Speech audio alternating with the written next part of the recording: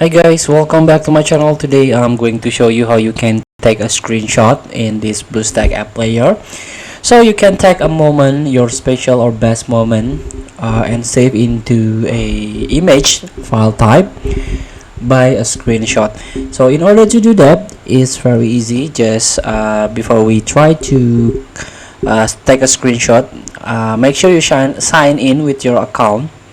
So I made this video for a first time user that just installed the BlueStack 5 specially in your system. So here, in order to do that, you can try to access this toolbar. So here there is a arrow. So if the toolbar not visible, just click this in order to enable or get visible here, and try to find this camera icon. So just one click.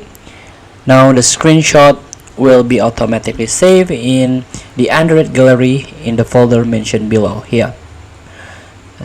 You may also choose a custom folder or just use current folder.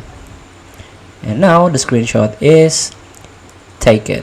So in order to access your screenshot, you can click this media gallery or Ctrl+Shift+6. This is the key shortcuts, and here there is a moments that you captured your last 30 seconds of epic gameplay, and also this is the recording, and this is the screenshot. Just open gallery, and this is the screenshot just taken before.